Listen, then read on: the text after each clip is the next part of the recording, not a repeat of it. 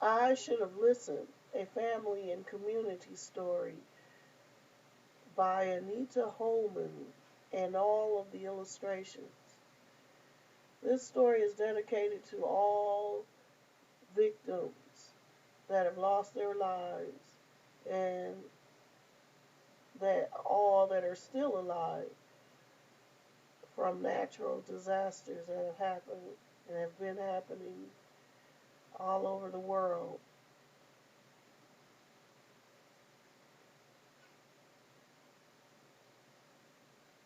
As Lena and Elsie packed apples, the Flynn boys, who were their escorts, were already up the road.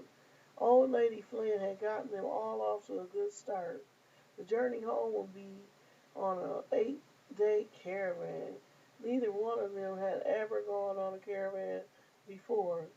Give me that taser out your bag, said Elsie. After walking for about 8 hours, we came to this block where we rested. The homes were small and decorated like anything that you have never seen compared to how the houses were before. This lady was crawling out of her baby's room and feeding her baby. Elsie and I pulled some batteries out of the bags to give to her for lodging. We stayed there. We then went down the road to settle down. We had freshened up, went for a bite to eat, and talked with the people about the current state of living conditions since the disaster. 6 months ago, we were all very happy. Elsie and I were grateful because we found our family. They are healthy, and even though throughout all of the earth disasters, there had been almost no fatalities that we had heard of anyway. People were loving, kind, boys were not fighting or killing, because before the disasters, they were. Elsie and I am having flashbacks about the disasters that happened after the earth shift. We had to leave, and that is how our people got so far away. Looks like we could stay out here tonight. We had traded with Jen, that was her name, a tarp, one of those covers that go, or like a rubber rope that we had exchanged up on, or hustle is what we call it, and we tented on her land. Her men were homies with our men, and we are safe there. The lady's kids were off the chain, but adorable. We camped out, ate, and got ready for bed. They were very sad still because of all the disasters happening. She has a lot of kids. One day down, 7 more to go. We are far away because when all this happened, we were all not together with our family settled in far away up in the country. And Elsie and I were not with them where the majority of the people were when all this had happened. And yeah, we camped out for about 2 months with some homeboys that we were safe with. We could not call anyone. We was escorted by those boys to an old lady Flynn. We stayed with her for 4 months because Miss Flynn was strapped with everything. She just had everything. She, we had got in contact with our family during all that time. We had our hard life, living like green living. It wasn't for Mrs. Flynn. I think I would have went stir crazy. She taught us how to wash our clothes, grill food, and trade things. Life was safe with them. The Flynn boys are escorting us home, and they are camping with the boys. We have been blessed to be safe, and God is truly good all of the time. My phone rang, and it was my girl Isherel. I am. I answered. Ring, ring, ring. I'm in Italy, she said. What? How and why? I replied. Yes, me, my new husband, Mama, and something in the oven, Ishmael said. Oh, this dumb girl, I envisioned. Bye, Ishmael, I am sleepy. The next morning I called Ishmael to make sure I had heard her right. Ishmael, how do you know? You married too soon. You see what condition the world is in? Girl, you could have waited. You got your mama over there with you? Yes, she replied. Mama is going to take care of the babies, and she ain't got nothing else better to do. My husband is buying this building for us. It is a medieval white clay, made of clay, 3 bedroom with a matching outhouse.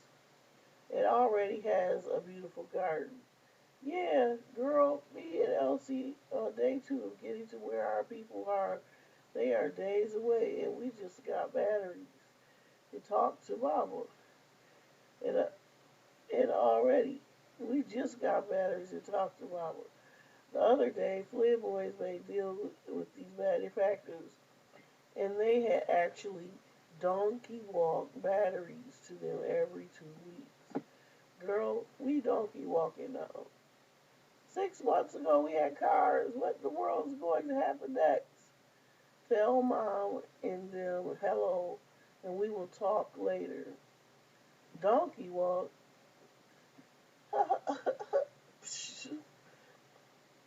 Laugh out loud. We camped out early, only did 6 hours of walking. Cause his camp had teepees, flood houses, and all kinds of stuff. I like the houses that everybody is building because they are nice and cozy. The people here had some good smelling fish fry, and I was craving fish. Too bad I overheard everything that was discussing in negotiations and other people's businesses. The woman's husband actually was trying to make a deal with the owner because she and they needed to get back to Africa. The cost for the trip, including food and travel, caravan, donkeys, was expensive.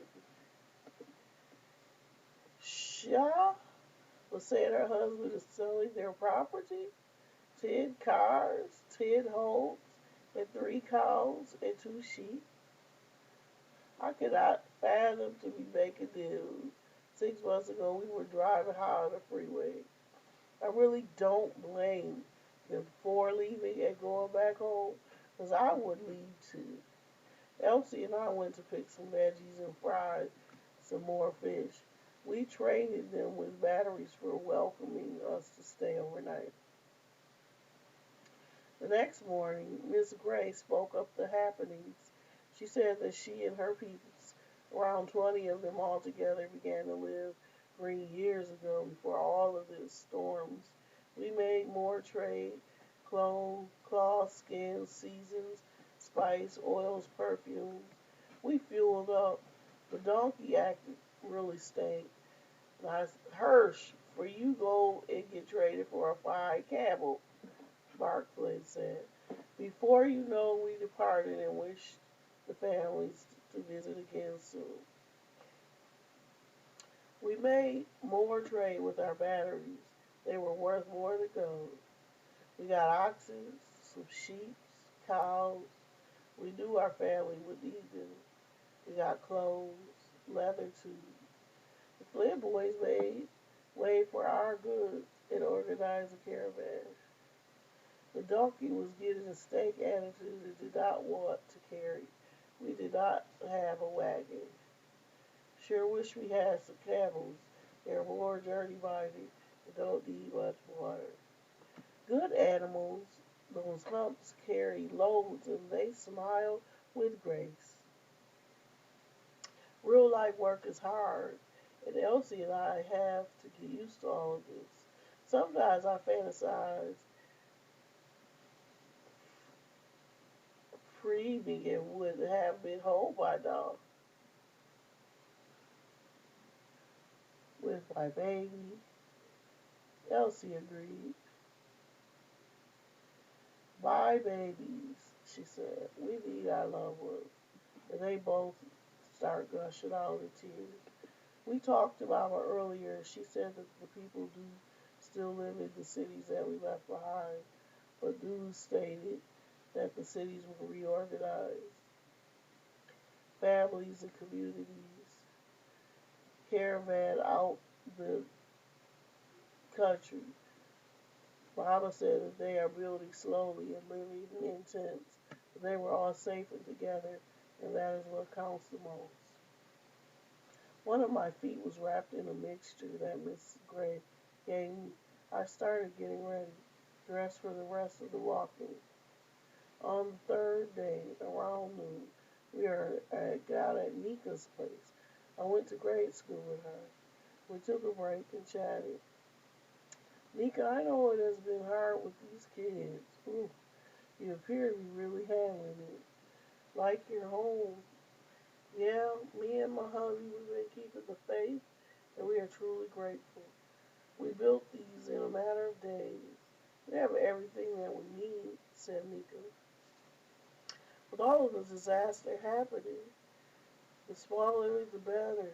The, the houses are, the better and humbling, and we love it. After leaving about an hour up the road, we walked past a wedding. So colorful and pretty. They looked so good. They really loved each other. Elsie said, oh no, looks like a hate-hate relationship. Colorful though. Why does most of those audience seem gossipy? Elsie said, sounds like a typical wedding. Check out the hats, said Lena.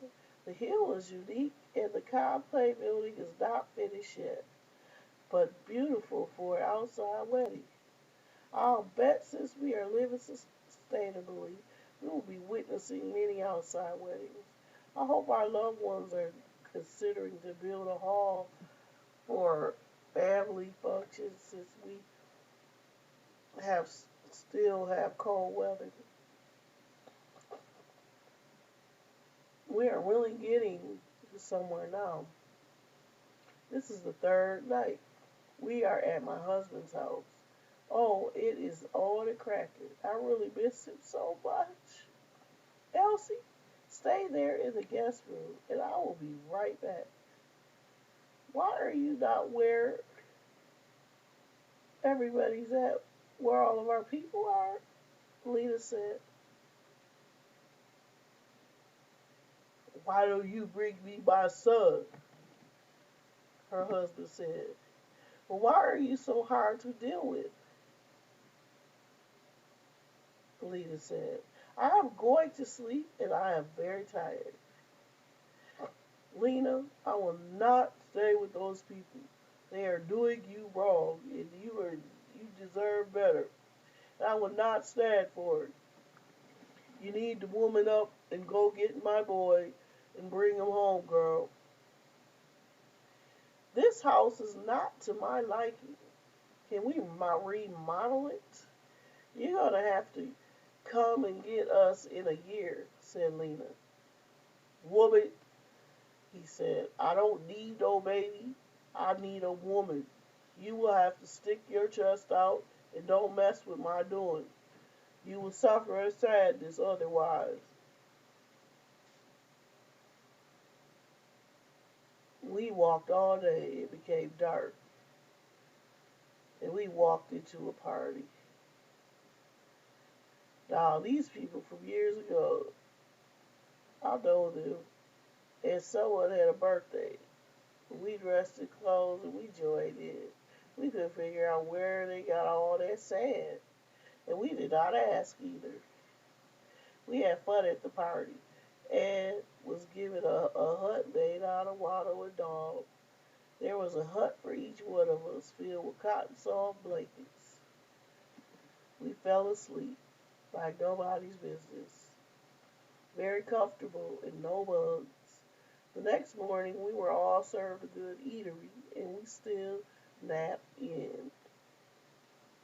Oh, before the party, we bathed in a bathhouses.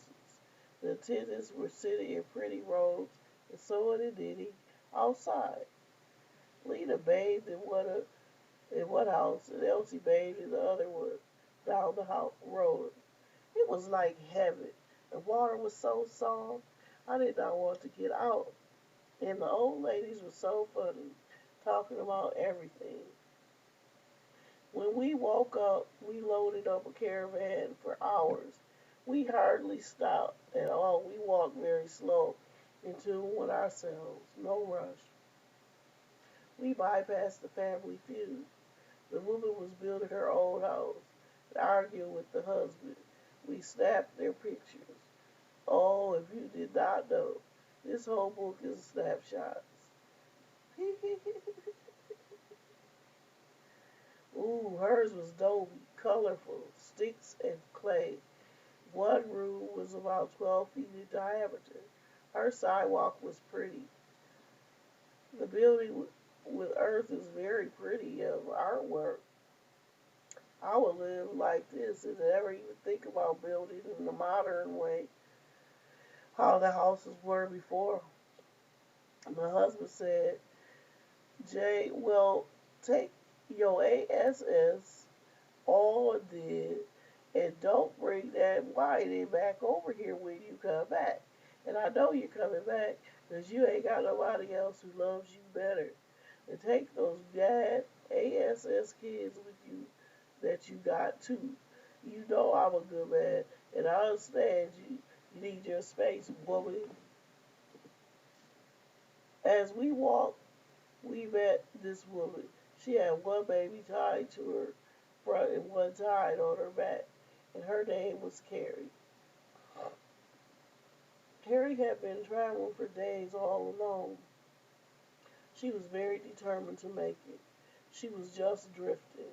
Her husband was killed. She did not know where her family was. When we met her, we sat and talked.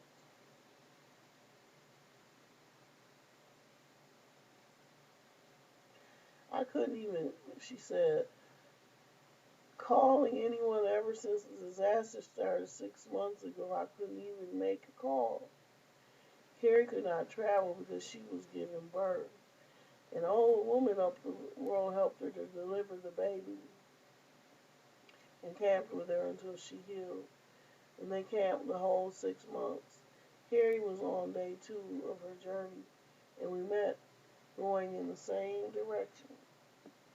Carrie was called her family, and they are 2 days away. She just called them. Carrie asked, is everyone alive and well? Yes, her mother replied, crying profusely. The both of them.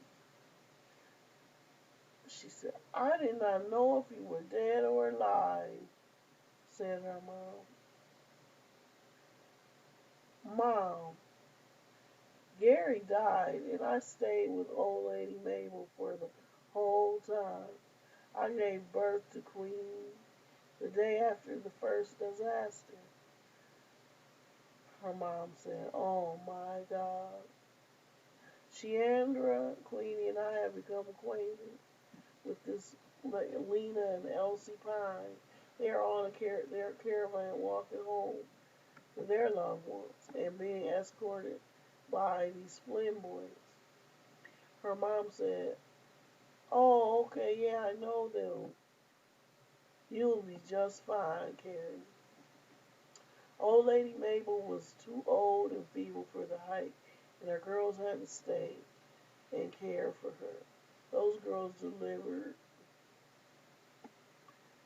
so much goodness and helped deliver the babies.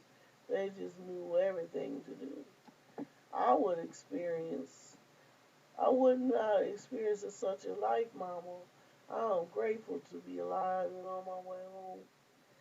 Gary, I don't know about all that you have been through, but we are going to do some heavy celebrating when you get home. We're going to have cakes, pound cakes, fried catfish, fried chicken, shrimps, and rice, and collard greens, and black eyed peas. sweet potatoes, and everything that you want. We are getting established to our new way of life. This is you, and I have built these water dog huts for you already. We never gave up and knew that God would send you home safe and sound, her mom replied. Carrie said her goodbyes, and we girls all just cried and cried. After we dried our tears, we continued to walk and made it to the night stop. It's this girl, my girl, Bina. Bina had heard we were on our way and gave us directions and told us to stay for the night. We ate and chatted and crashed hard. Forgot all about the journey. We got to Carrie's cousin's house at sundown. They were very quiet and standoffish people. Their daughter was stuck up. I did not like her at all. Sometimes when we don't like someone, we have to just bear with them and try to understand them. They already had guests in their house. Carrie's cousin's home was underground. It was nice. Candy, that was her name. Her mom was calling her. Bring me that basin out of the bathroom in a minute. Real snappy, Candy said. And I know if that were my kid, I would tell her to move your body while you can. That greenhouse was nice, though. We cooked our own food and washed the dirt from our bodies in 7 hours, full of dirt, sweaty. We were. We slept all night until the mid-noon. We loaded up and was on our way out. Carrie gave the mom and a big hug and kids, and Dad hugs. The daughter said, I am angry about life. The dad said, come here so that I can hold you. Around midday, we get to Sheeta's, Lynn Jr.'s girlfriend. We sat and rested, and he got his hair twisted. But Sheeta's mom came out and yelled, Sheeta, I have to see somewhere in 1 hour. And my hair? Yes, Mom. Everyone around here is similar in the small houses. They really do serve the purpose of housing better than those that we lived in before. They have three. They have three. A large community house, a bathhouse, and a greenhouse. They are all over the whole state, darn near. Sheeta's mom started telling us that it has been a very bad year for them. If I hadn't known about all of this, I would have stayed in Africa. Just the same as living in the third world. There's no way we can leave now because there's just too much at stake. Nightfall came in quickly and we got in. My cousins lived 20 feet deep of them on the land, including Tanty. We sat around and ate, and me and Tanty got to talking. Tanty is middle-aged and looks like a girl. She can't have kids and helps out with the babies all of the time. When we got there, we saw her kissing this man. She told me that that was the goodbye kiss. Buzzy and his wife arguing about a hat for his wife. They only had one son, Bouncy. And his wife said she can't have no more kids and always be dressing up. Buzzy said, girl, get out of my ear. We did some catch up, ate some popcorn, and watched Ma Dear. Almost every minute, Buzzy and Bouncy was arguing about that hat. Buzzy told her and he is sorry he can't get the hat this time. We went to bed and slept over it. The next hike is in the morning. We're almost home. Why in the double hockey sticks is going on in here? This lady is pregnant and she got flooded. Very nice house she had. Much effort for that flood to happen. We had chatted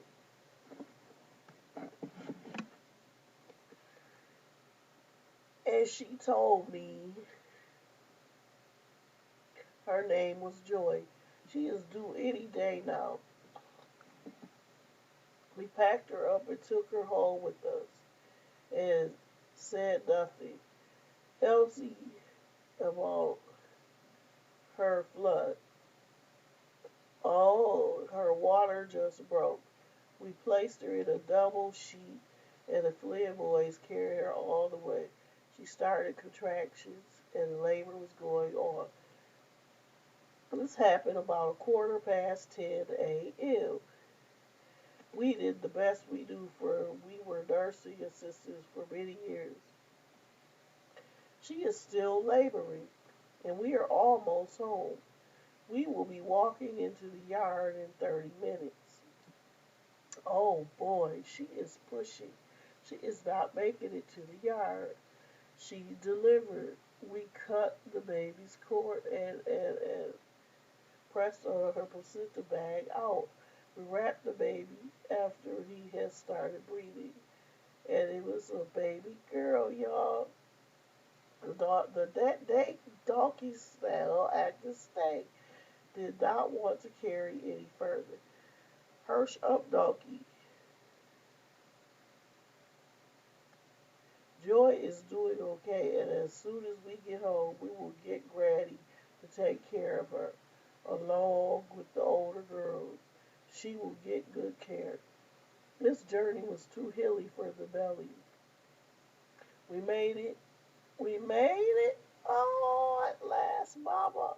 We are crying out. After the tears and all that, we had bathed, we ate, we took pictures.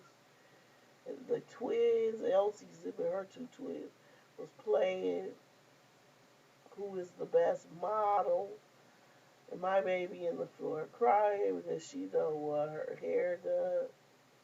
Mama got a newborn, a yard full of people, food for days. Everything is looking good for 6 months of effort.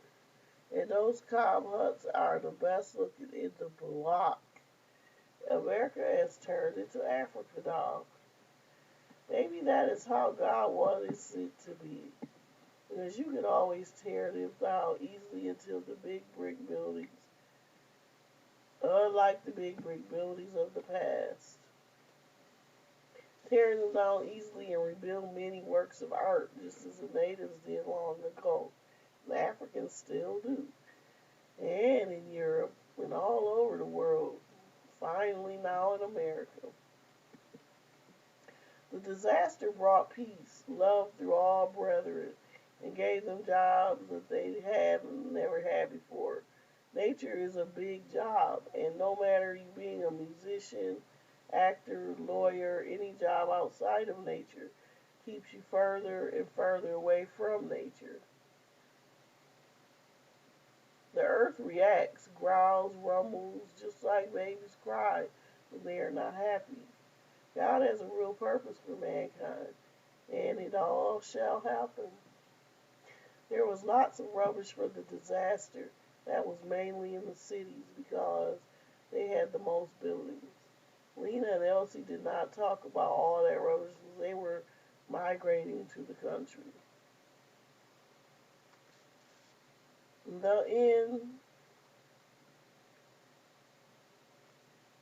When I started writing this story, it was the morning I woke and heard about the tsunami in India and then Asia and then the disasters of Haiti. I also started living sustainable life, began my very first garden, and took a whole new look at life and nature. My prayers revealed to me that yes, I must start today. I began to draw. I had never drawn a good picture before, but I had drawn every illustration in this book and many others, and I have been totally blessed like overnight. Even though I had lived with chronic pain for 10 years, wheelchair bound on some days, I never stopped drawing.